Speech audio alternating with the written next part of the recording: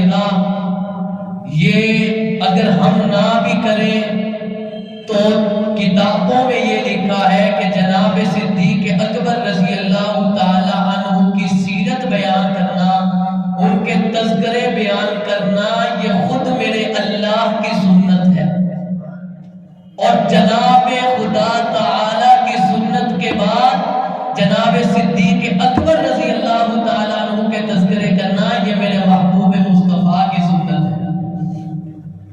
اور جناب صدیق اکبر رضی اللہ تعالی عنہ جو شخصیت ہے، اگر آپ ان کی تاریخ کا مطالعہ کریں، ان کی زندگی کا مطالعہ کریں، تو خدا کی قسم لگتا ہی ایسے ہے کہ جب سے اللہ نے صدیق کو پیدا ہی نبی کی تصدیق کے لیے کیا تھا۔ آپ ان کی زندگی پڑھیں تو آپ کو پتہ چلے گا، نبی علیہ السلام اپنی ایک حدیث میں بھی فرماتے ہیں کہ جب آپ نے اپنی نبوت کا اعلان کیا تو ہر بندے نے کچھ نہ کچھ وقت مانگا، دلیل مانگی، سوچنے کے لیے وقت مانگا، افکار دیکھنے کے لیے وقت مانگا، اپنے والدین سے پوچھنے کے لیے وقت مانگا، لیکن واحد صدیق وہ شخصیت ہے کہ جب نبوت نے یہ کہا کہ اے ابو بکر مجھے اللہ نے نبی بنا کے تیرے پاس بھیجا ہے، تو واحد صدیق نے کہا یا رسول اللہ، ہاتھ نکالیے اور صدیق کو اپنے ہاتھ میں بیعت کروائی۔ یہ صدیق کی شان تھی کہ صدیق پیدا ہی نبی کی تصدیق کے لیے ہوا ہے۔ اس کی دوسری دلیل، جب نبی علیہ السلام معراج پر تشریف لے کے گئے نا، وہاں پہ جب آپ نے سارے معاملات کر لیے، اللہ سے ملاقات کر لی، اب میرے آقا بڑے پریشان دل کے ساتھ جبرائیل سے کہنے لگے، اے جبرائیل میں اتنا بڑا معجزہ کر کے تو جا رہا ہوں، لیکن زمین پہ کافر کیسے مانیں گے کہ میں نے معراج کی؟ زمین پہ کافر میرا یہ رتبہ کیسے مانیں گے؟ تو جبرائیل امین نے وہیں پہ رسول اللہ کو فرمایا، آقا آپ پریشان مت ہوئیے، اللہ نے صدیق زمین میں پیدا کر دیا ہے، آپ جا کے صدیق کو معراج کا بتلائیے، وہ بغیر کسی دلیل کے آپ کی معراج کو مانے گا۔ اور پھر ایسا ہی ہوا کہ جب ابو جہل بڑے فخر کے ساتھ گیا کہ میں صدیق کو جا کے کہوں گا کہ تیرا یار کیسی باتیں کر رہا ہے کہ وہ ایک ہی رات میں آسمانوں پہ چلا گیا، اللہ سے مل آیا، تو صدیق نے کیا جواب دیا تھا؟ صدیق نے کہا تھا اگر محمد رسول اللہ صلی اللہ علیہ وسلم نے کہا ہے تو بے شک یہ ہے۔ یہ تھے صدیق، کہ صدیق کو پیدا ہی اللہ نے نبی کی تصدیق کے لیے کیا تھا۔ پھر صدیق اکبر رضی اللہ تعالی عنہ، میرے دوستوں ان کا نام عبداللہ تھا، ابو بکر ان کا لقب تھا، کنیت ان کی صدیق اور عتیق تھی، یہ سب کچھ نبی کا ان کو دیا ہوا تھا، لقب بھی میرے نبی نے ان کو دیا، نام بھی میرے نبی نے ان کو دیا۔ پھر نبی علیہ السلام، آج کا جو موضوع ہے ہمارا وہ یہ ہے کہ صدیق کا سب کچھ نبی کے لیے تھا، کہ صدیق کا سب کچھ نبی کے لیے تھا۔ آپ سیرت پڑھ کے دیکھیں، نبی صدیق کا مال نبی کے لیے، صدیق کی جان نبی کے لیے، صدیق کا سب کچھ نبی پہ فدا تھا، یہاں تک کہ صدیق کا سارا خاندان نبی کے لیے فدا تھا۔ یہی وجہ تھی کہ جب صدیق کا سب کچھ نبی کے لیے فدا تھا تو اللہ نے صدیق کی 4 پشتوں کو نبی کا صحابی بنایا تھا، 4 پشتوں کو نبی کا صحابی بنایا۔ اب سب سے پہلے صدیق کا مال نبی کے لیے تھا، صدیق کا مال ہر وقت نبی کے لیے فدا ہوتا تھا، نبی کے لیے وقف ہوتا تھا۔ کیسے؟ ہم مطالعہ کرتے ہیں، جناب صدیق اکبر رضی اللہ تعالی عنہ اسلام قبول کرتے ہیں۔ جب آپ اسلام قبول کرتے ہیں تو آپ کے ذہن میں ہونا چاہیے کہ اس وقت صدیق اکبر 6 ریشم کی دکانوں کے مالک تھے، 6 ریشم کی دکانوں کے مالک، اور مکہ کے سب سے بڑے تاجر صدیق اکبر تھے، اور دنیا کے دوسرے ممالک صدیق سے تجارت سیکھتے تھے۔ اور صدیق اکبر نے جب اسلام قبول کیا تو اس وقت صدیق اکبر رضی اللہ تعالیٰ عنہ کے پاس 40,000 کی ملکیت میں تھے، اتنے امیر ترین شخص تھے، لیکن جب اسلام قبول کیا سب کچھ لا کے محبوب کے قدموں میں رکھ دیا۔ جب اس دنیا سے پردہ فرمایا تو اس وقت کفن کے علاوہ اپنا کچھ نہیں تھا۔ صدیق کا مال نبی کے لیے تھا۔ میرے دوستو، یہ تو اسلام کے شروع کا زمانہ ہے۔ اللہ کے نبی علیہ السلام نے مسجد نبوی میں اعلان فرمایا، لوگوں غزوہ تبوک کے لیے جانا ہے، رومی لشکر سے جنگ کے لیے جانا ہے۔ مسلمانوں کے پاس جہاد کا سامان نہیں ہے، مسلمانوں کے پاس جہاد کرنے کے لیے مال نہیں ہے۔ اللہ کے نبی مسجد نبوی میں پریشان بیٹھے ہیں۔ آپ نے اعلان کیا، اور میرے صحابہ جانثارو وفادارو، اللہ کی راہ میں مال وقف کرو۔ تاریخ کے اندر آتا ہے، اللہ کی قسم صحابہ نے اس غزوہ میں بڑی قربانیاں دی۔ یہاں تک آتا ہے ایک صحابیہ مدینہ کے اندر رہتی تھی، ان کے پاس مال نہیں تھا، ان کے پاس کھانے کے لیے کچھ نہیں تھا، صرف 3 ماہ کا ایک بچہ تھا ان کے پاس، لا کے میرے نبی کے قدموں پہ رکھ دیا۔ اللہ کے نبی نے پوچھا، او میری صحابیہ، میں اس بچے کا کیا کروں گا؟ تو اس صحابیہ نے عرض کی، اللہ کے رسول میں جانتی ہوں میرا یہ بچہ آپ کے کسی کام نہیں آئے گا، آپ کے کسی کام میرا یہ بچہ نہیں آئے گا، پر اللہ کے رسول میں یہ بچہ آپ کے پاس اس لیے دے کے جا رہی ہوں کہ اللہ کے رسول آپ میرے اس بچے کو جنگ کے میدان میں لے جانا۔ جب کافر آپ کی طرف تیر برسائے، جب کافر آپ کے اوپر تلوار سے حملہ کرے، اے اللہ کے رسول میرے اس بچے کو آگے کر دینا۔ یا رسول اللہ، میرا یہ بچہ تیر کھا کے چیر اور پھاڑ تو ہو جائے گا، پر آپ کے جسم پہ خراش نہیں آنی چاہیے۔ صحابہ کرام نے اس غزوہ کے اندر بڑی قربانی پیش کی۔ اللہ کی قسم ان صحابہ کی عظمتوں کو سلام۔ نبی علیہ السلام نے جب یہ اعلان کیا کہ میرے صحابہ اللہ کی راہ میں مال وقف کرو، تو صدیق اکبر رضی اللہ تعالیٰ عنہ بھی گھر تشریف لائے، باقی سارے صحابہ بھی گھر اپنے گئے مال جمع کرنے کے لیے۔ سارے صحابہ مال جمع کر کے حضور کی خدمت میں لے آئے۔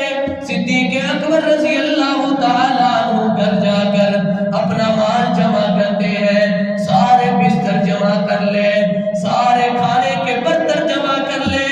صدیق اکبر رضی اللہ تعالیٰ عنہ نے یہاں تک کیا کہ پہنے ہوئے کپڑے بھی اتار کے اس مال میں جمع کر دیے۔ سارا کا سارا مال جمع کر کے اونٹ پہ لاد لیا۔ اما عائشہ صدیقہ رضی اللہ تعالیٰ عنہ فرماتی ہیں، میں دیکھ رہی تھی کہ میرے ابا دیواروں پر ہاتھ پھیر رہے ہیں۔ میں نے کہا، ابا جی آپ کیا کر رہے ہیں؟ تو اللہ کے نبی کے یار ابو بکر نے فرمایا، بیٹا عائشہ، اللہ کے نبی نے مال کا اعلان کیا ہے، چندے کا اعلان کیا ہے، میں دیوار پہ ہاتھ پھیر رہا ہوں کہ کوئی سوئی تک بھی میرے گھر نہ رہ جائے، سب محبوب کے قدموں میں کھائے۔ صدیق اکبر رضی اللہ تعالیٰ عنہ نے سارا مال جمع کیا، اونٹ پہ لاد لیا، لاد کے جب محبوب کے قدموں پہ آئے، جب محبوب کے قدموں پہ پہنچے تو اللہ کے نبی نے فرمایا، او میرے یار، او میرے جانثار ابو بکر، تو خیر کے کاموں میں سب سے آگے ہوتا ہے، تو خیر کے کاموں میں اول نمبر پہ ہوتا ہے، آج کیا وجہ بنی کہ تو لیٹ آیا ہے، تو سب سے آخر میں آیا ہے؟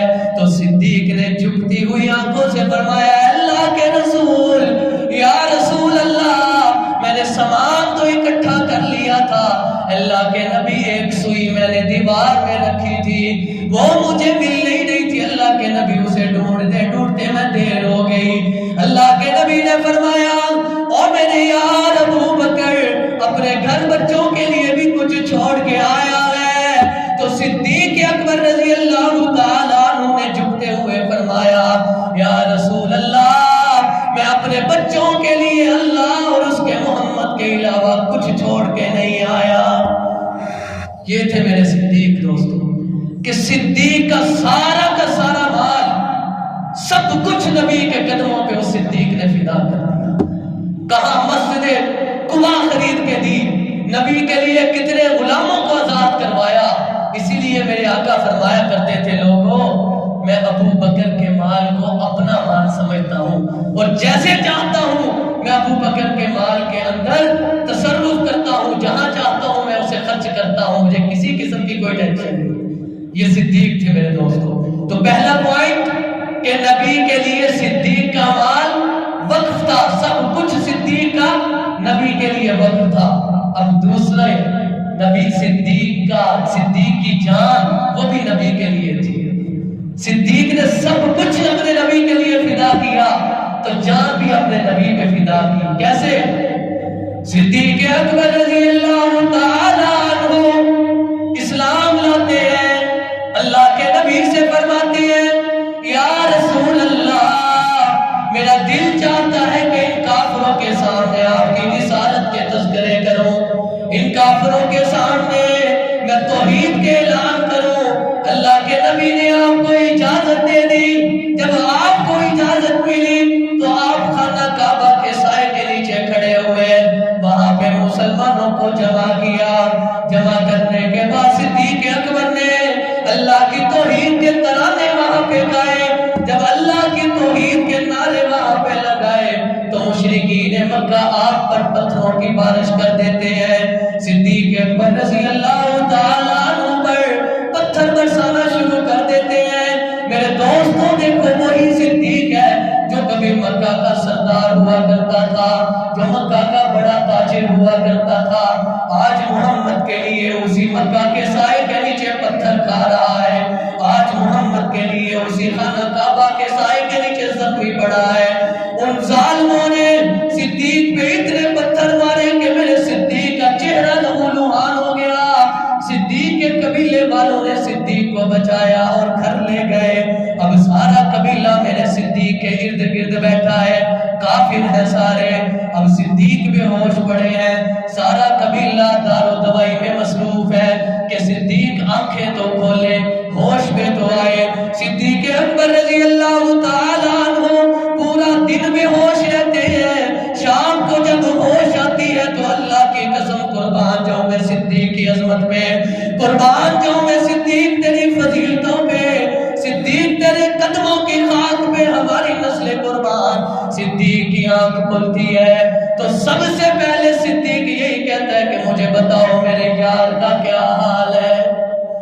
جب قبیلے والوں نے یہ سنا تو وہ تو سارے کافر تھے، تو وہ سارے اٹھ کے بھاگے کہ ہم اس کو دوائی اور اس کی مرہم پٹی کر رہے ہیں اور یہ پھر ہمیں محمد کے گیت سنا رہا ہے. صدیق اکبر نے کہا نہیں، جب تک محمد سے نہیں مل لیتا اس وقت تک نہیں چھوڑے گا. اب صدیق اکبر کی والدہ کہتی ہے کہ بیٹا کچھ کھا پی لو، دودھ پی لو. کہا اماں میں نے اللہ سے عہد کیا ہے کہ جب تک میں محمد کی چہرے کی زیارت نہیں کر لیتا اس وقت تک کچھ نہیں کھاؤں گا.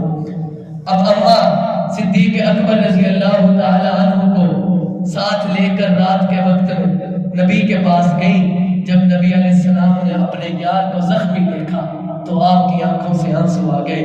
نبی علیہ السلام بیٹھے تھے، اٹھ کے کھڑے ہوئے صدیق کی طرف گئے. صدیق جھکتے ہوئے روتے ہوئے نبی سے ملے اور وہیں پہ کہا کہ اللہ کے رسول میں نے آپ کے لیے پتھر کھائے، میں نے آپ کی توحید کے ڈنکے بجائے، آپ کی رسالت کے ڈنکے بجائے.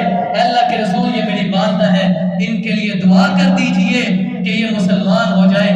اللہ کے نبی نے وہیں پہ کھڑے دعا کی اور صدیق کی والدہ وہیں پہ مسلمان ہو گئی. یہ صدیق کی جان بھی نبی کے لیے حاضر. پھر میرے دوستوں غار کا سفر دیکھ لیجئے، کتنے خطرات میں لگ کے میرے صدیق نے نبی کی حفاظت کی. سارا مکہ صدیق کے پیچھے تھا، سارا مکہ صدیق کو ڈھونڈ رہا ہے، لیکن صدیق نے پھر بھی نبی کو سنبھالا دیا. ہر غزوے میں میرا صدیق نبی کے آگے آگے لڑتا تھا. غزوہ بدر کے اندر مولا علی کرم اللہ وجہہ تشریف فرمائے.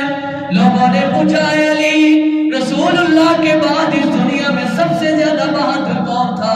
تو صدیق مولا علی رضی اللہ تعالیٰ عنہ نے فرمایا لوگوں نبی کے بعد اس کائنات میں سب سے زیادہ بہادر لوگوں نے پوچھا مالی کیسے؟ تو کہا کہ غزوہ بدر کے اندر جب نبی نے ہماری صفیں بنائی، اس کے بعد نبی نے اپنا خیمہ بنایا، اس خیمے میں میرے نبی خود تشریف فرما ہوئے۔ اب اس خیمے کی حفاظت کرنا سب سے بڑی ذمہ داری کی بات تھی۔ لوگوں سارے صحابہ سوچتے رہے کہ ہم کیسے حفاظت کریں گے۔ صدیق تلوار نکال کے میرے نبی کے خیمے کے آگے کھڑا ہو کے کافروں سے میرے نبی کو بچاتا رہا۔ تو مولا علی کرم اللہ وجہہ نے فرمایا کہ صدیق یہی سب سے بڑا بہادر تھا۔ پھر میرے دوستو وہ صدیق کا تڑپنا دیکھیے کہ جب صدیق اکبر رضی اللہ تعالیٰ عنہ غار کی طرف رسول اللہ کو لے کے جا رہے تھے، کبھی بھاگ کے آگے جاتے ہیں، کبھی بھاگ کے پیچھے آتے ہیں۔ اللہ کے نبی نے پوچھا صدیق کیا ہوا، کیوں پریشان ہے؟ فرمایا یا رسول اللہ جب میں یہ سوچتا ہوں کہ کوئی کافر آگ کے آگے سے حملہ نہ کر دے تو میں بھاگ کے آگے آ جاتا ہوں، جب یہ سوچتا ہوں کہ کوئی پیچھے سے حملہ نہ کر دے تو میں بھاگ کے پیچھے آ جاتا ہوں۔ جب صدیق نے یہ بات کہی تو رونے لگ گئے اور روتے ہوئے میرے اللہ کے نبی نے کہا صدیق لا تحزن ان اللہ معنا، پریشان نہ ہو میرے یار، ہمارے ساتھ ہمارا اللہ ہے۔ صدیق کا مال نبی کے لیے، صدیق کی جان نبی کے لیے، یہ تو صدیق کی اپنی ذاتی چیزیں تھی جو نبی پہ وقف کی۔ صدیق نے تو اپنا خاندان بھی نبی کے لیے وقف کر دیا تھا۔ وہ کیسے؟ غار کے سفر کے اندر نبی علیہ السلام کو جہاں میرے صدیق لے کر گئے، وہیں پہ پورا خاندان میرے نبی کے لیے خدمت میں لگا ہوا تھا۔ صدیق کا پورا خاندان نبی کے لیے قربانیاں دے رہا تھا۔ وہ کیسے؟ سیدہ اسماء رضی اللہ تعالیٰ عنہ گھر میں تشریف فرما تھی۔ ابو جہل آیا، آ کے دروازہ کھٹکھٹایا تو اما اسماء باہر آئی۔ ابو جہل نے پوچھا اے اسماء تیرے ابا بکر کہاں ہے؟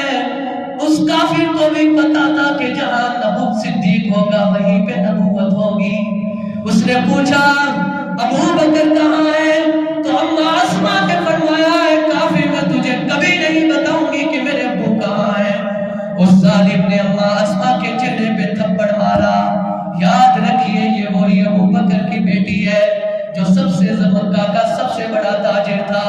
یہ اسی ابو بکر کی بیٹی ہے جو مکہ کے سب سے زیادہ عزت والا گھرانہ تھا۔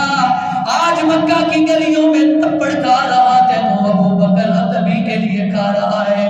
سیدہ اسماء رضی اللہ تعالیٰ عنہ کے چہرے پہ اس ظالم نے اتنی زور سے تھپڑ مارا کہ اما اسماء زمین پہ گر گئی۔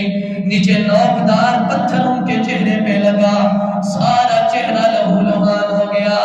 اما اسماء کے چہرے پہ اتنا زوردار اس نے تھپڑ مارا کہ آپ کے کانوں کی بالیاں بھی ٹوٹ کے نیچے گر گئی۔ دیکھیے اما اسماء سارے زخم سہنے کے باوجود، تکالیف سہنے کے باوجود فوری گھر پہ تشریف لاتی ہیں، لا کے کھانا تیار کرتی ہیں۔ انہیں پتا تھا کہ میں نے یہ کھانا نبوت کے پاس غار میں پہنچانا ہے۔ روزانہ کی بنیاد پہ میرے دوستوں ذہن میں رکھیے، روزانہ کی بنیاد پہ 6000 فٹ کی بلندی پر اسماء جاتی تھی کھانا پہنچانے کے لیے، پتھروں والے راستے پہ جاتی تھی کھانا پہنچانے کے لیے۔ اسماء رضی اللہ تعالیٰ عنہ نے کھانا تیار کیا۔ کھانا تیار کرنے کے بعد جب غار میں پہنچی تو میرے نبی نے دیکھا کہ اسماء نے اپنے چہرے کو لپیٹا ہوا ہے، اپنے چہرے کے اوپر کپڑے کیے ہوئے ہیں۔ میرے نبی نے پوچھا اسماء کیا ہوا، کیوں چہرہ لپیٹا ہوا ہے؟ اما اسماء نے بتایا نہیں۔ نبی علیہ السلام نے صدیق اکبر سے فرمایا او صدیق اپنی بیٹی سے پوچھ کیوں چہرہ لپیٹا ہوا ہے، آج اسے کیا ہوا؟ جب ابو بکر نے اپنی بیٹی سے کہا بیٹا اسماء اپنا چہرہ کیوں لپیٹا ہے تو نے، تو اما اسماء نے اپنے چہرے کے اوپر سے کپڑا نیچے کیا۔ جب زخموں کے سارے نشان دیکھے تو میرے نبی کی آنکھوں سے آنسو آ گئے۔ پوچھا اسماء کیا ہوا؟ تو اما اسماء رضی اللہ عنہا فرمانے لگی اللہ کے رسول آپ کی خاطر ابو جہل نے مجھے تھپڑ مارے، پتھر میرے چہرے پہ لگا۔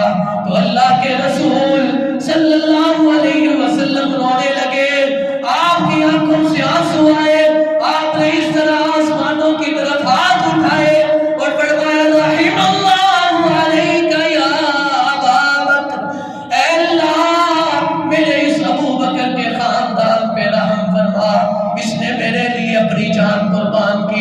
اس نے میرے لیے اپنی بیٹیاں قربان کر دی، اس نے میرے لیے اپنا خاندان قربان کر دیا۔ اسماء رضی اللہ تعالیٰ عنہ نبی کو روزانہ کھانا پہنچاتی ہے، ابو بکر صدیق کے بیٹے روزانہ دودھ پہنچاتے ہیں غار میں، ابو بکر صدیق کے بیٹے روزانہ نبی علیہ السلام کو مکہ کی خبریں پہنچاتے ہیں، ابو بکر صدیق کا غلام نبی کو راستہ بتاتا ہے، یعنی پورا کا پورا خاندان ابو بکر کا نبی کے لیے وقف ہو گیا تھا۔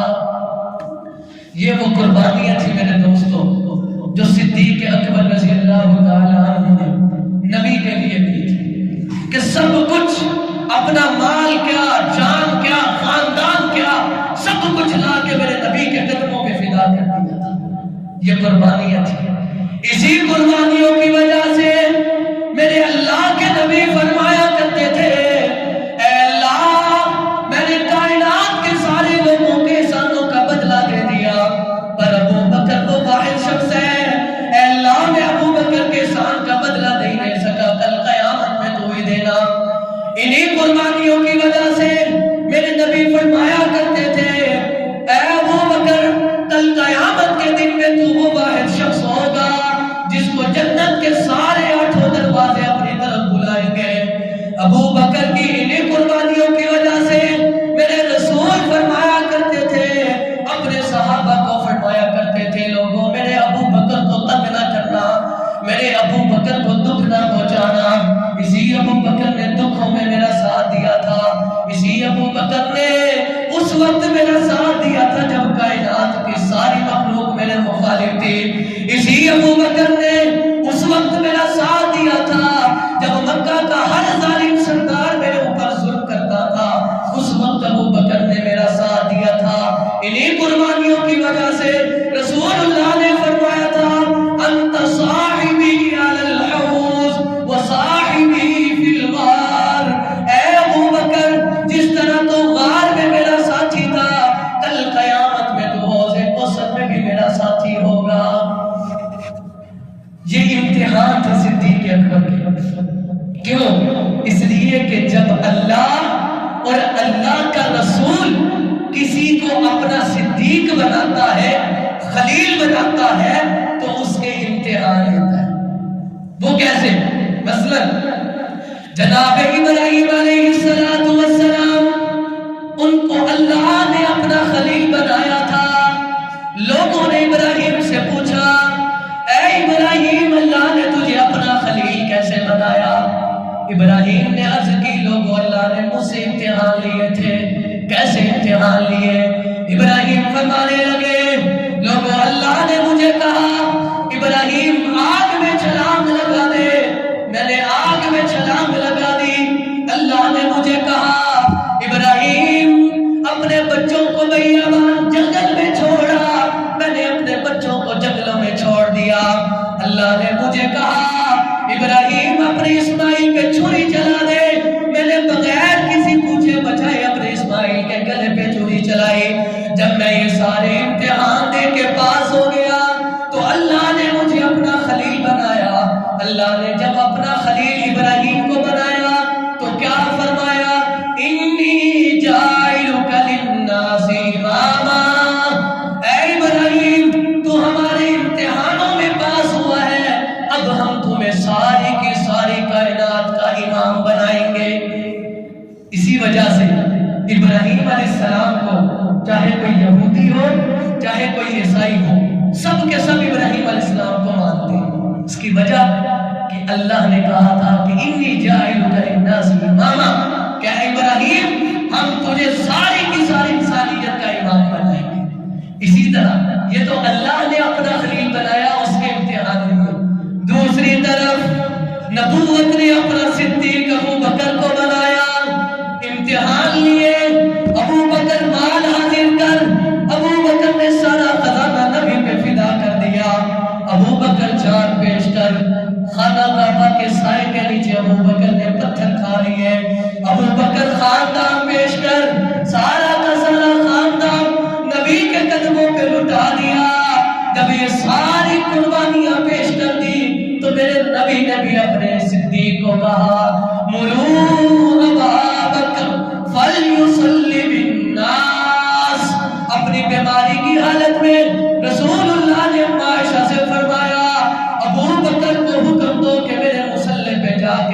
کو امام نماز پڑھائے۔ اما عائشہ فرماتی ہیں میں نے اللہ کے نبی سے کہا یا رسول اللہ میرے باپ بڑے نرم دل کے ہیں، بڑے رقیق القلب ہیں، وہ جب آپ کے مصلی پہ کھڑے ہوں گے تو ان سے برداشت نہیں ہوگا۔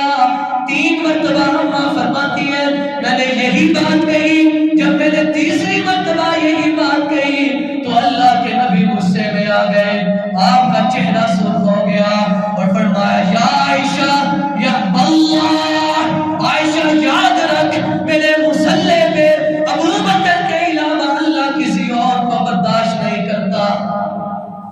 یہ تھی اللہ نے اپنا خلیل ابراہیم کو بنایا تو قربانیوں کے بعد اسے کائنات کا امام بنا دیا۔ نبی نے اپنے یار صدیق کا امتحان لیا، امتحان لینے کے بعد اسی صدیق کو صحابہ کا اور بعد کی امت کا امام بنا دیا۔ نبی علیہ السلام جب بیمار تھے تو آپ کی زندگی میں صدیق اکبر نے 17 نمازیں پڑھائی، 17 نمازیں پڑھائی۔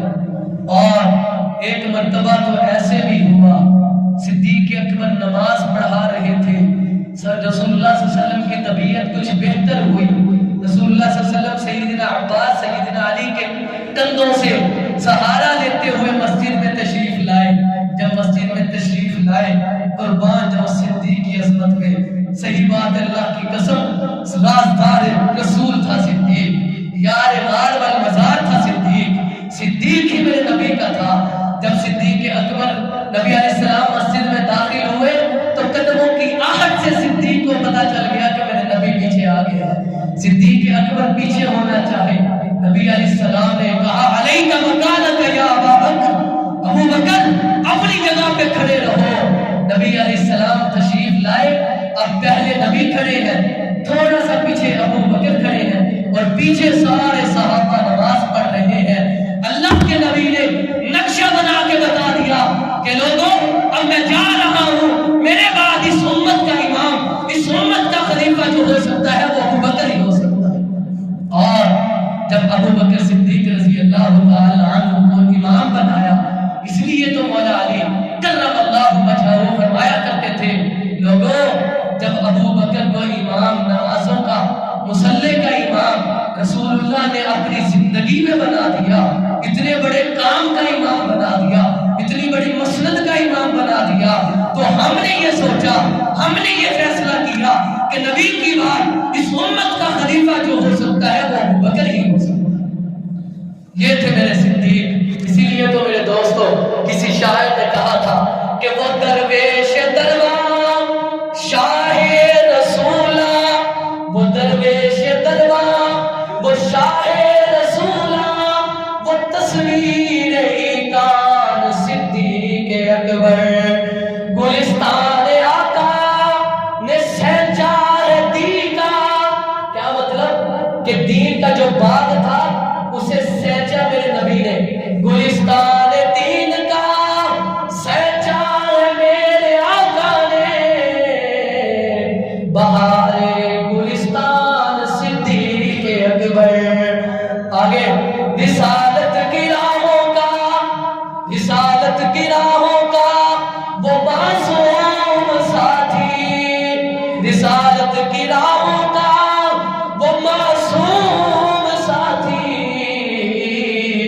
محمد کا ارمان صدیق اکبر۔ آگے کیا کہا؟ محمد تو سلطان ہے، محمد تو سلطان ہے سارے انبیاء کے، صحابہ کے سلطان ہے صدیق اکبر۔ اسی لیے تو علامہ اقبال نے بھی کہا تھا پروانے کو شمع، پروانے کو دھول بس، شمع کو دھول بس، صدیق کے لیے خدا کا رسول بس۔ اللہ